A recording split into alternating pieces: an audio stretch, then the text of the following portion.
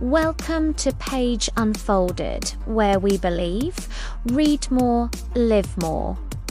Have you ever tried to build a good habit, like exercising every morning or reading before bed, only to quit after just a few days? You feel motivated, you start strong, but then life gets in the way and you're back to square one. It's frustrating, right? Well, what if I told you the problem isn't your lack of willpower? What if the problem isn't you at all? According to James Clear, author of the phenomenal bestseller Atomic Habits, the problem is your system. And in this book, he gives us the exact blueprint to fix it. So, what exactly is a habit? Simply put, habits are the small decisions you make and actions you perform every day. They are the automatic choices that your brain defaults to without much conscious thought. Brushing your teeth, checking your phone as soon as you wake up, grabbing a coffee on your way to work, these are all habits. And according to research from Duke University, habits account for about 40% of our behaviors on any given day. That's nearly half your life running on autopilot. Now, imagine if you could harness that power for good. Imagine if your automatic behaviors were leading you toward your goals, not away from them. This is the core promise of Atomic Habits. The book's most powerful idea is shifting our focus from goals to identity. Most of us try to change our habits by focusing on what we want to achieve. This is outcome-based change.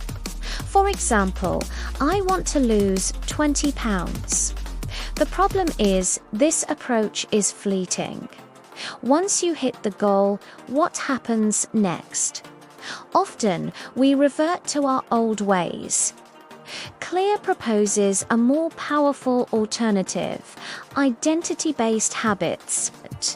Instead of focusing on the outcome, you focus on who you wish to become. Don't aim to run a marathon. Aim to become a runner. Don't just write a book. Become a writer. This small shift in perspective is profound.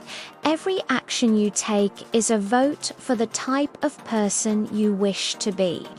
When you go for a run, even a short one, you're casting a vote for being a runner. When you write one page, you're casting a vote for being a writer. The goal isn't to be perfect. It's to consistently cast votes for your desired identity. Over time, these small votes build up, and you start to believe in this new identity. Your behavior and your beliefs start to align, and that's when real, lasting change happens. So, the first step is to decide the type of person you want to be. Then, prove it to yourself with small wins. Now, how do we actually build these identity-based habits? This is where Clear introduces his brilliant and practical framework, the 4 laws of behavior change. Every habit, good or bad, follows a 4-step pattern: cue, craving, response, and reward. To build a good habit, we need to make it obvious, attractive, easy, and satisfying.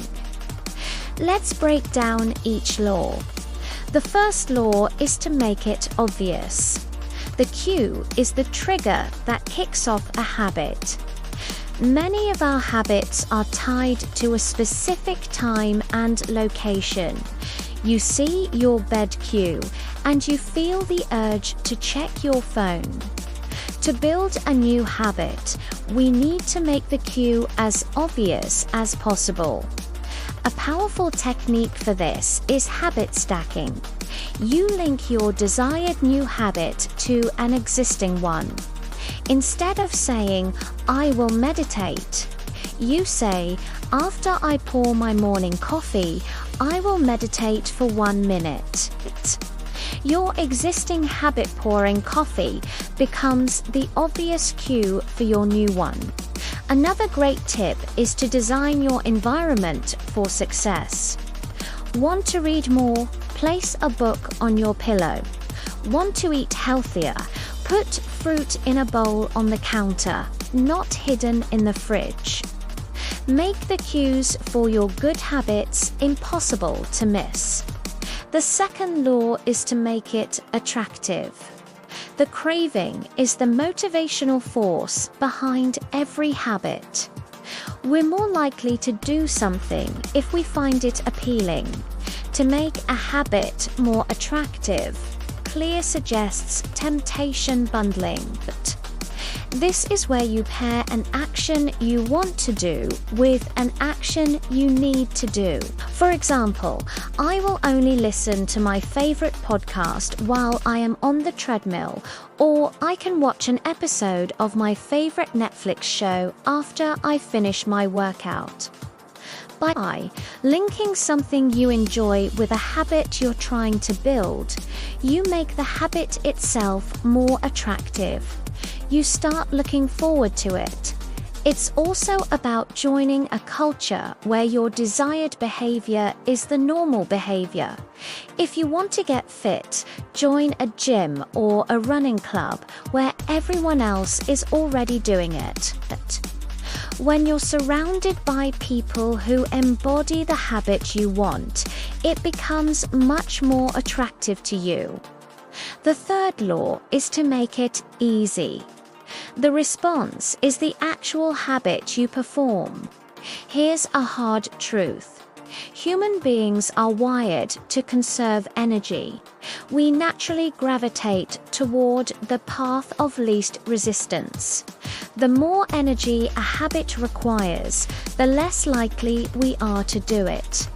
So, the key is to reduce the friction associated with good habits. This is where the 2-minute rule comes in. When you start a new habit, it should take less than 2 minutes to do. Read before bed becomes read 1 page. Do 30 minutes of yoga becomes take out my yoga mat. The idea is to make it so easy that you can't say no. You're not trying to achieve the final goal on day 1. You're trying to master the art of showing up. Anyone can read 1 page. Anyone can take out their yoga mat. Once you've established the habit of showing up, you can gradually increase the duration. Make it easy to start, and the rest will follow. The fourth and final law is to make it satisfying. The reward is the end goal of every habit, and it's what teaches your brain that the behavior is worth repeating. The problem with many good habits is that the reward is often delayed. The reward for exercising today won't be visible for weeks or months, but the reward for eating a donut is immediate. To stick with a habit, you need to feel immediate success, so find a way to give yourself an immediate reward. A great way to do this is with a habit tracker.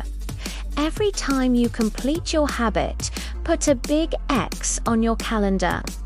This simple act creates a visual streak that is incredibly satisfying to maintain. You won't want to break the chain. This provides the immediate gratification that your brain craves, and it keeps you motivated while you wait for the long-term results to kick in. Make it obvious, attractive, easy, and satisfying. That's the formula. Of course, this framework works in reverse, too. To break a bad habit, you just invert the 4 laws. You want to make it invisible, unattractive, difficult, and unsatisfying. Let's say you want to stop endlessly scrolling on your phone at night. First, make it invisible. Don't leave your phone on your nightstand. Charge it in another room. If the cue is out of sight, the habit is less likely to start. Second, make it unattractive. Remind yourself of the downsides. Think about how scrolling steals your sleep, makes you feel anxious, and wastes your time. Frame it as a negative.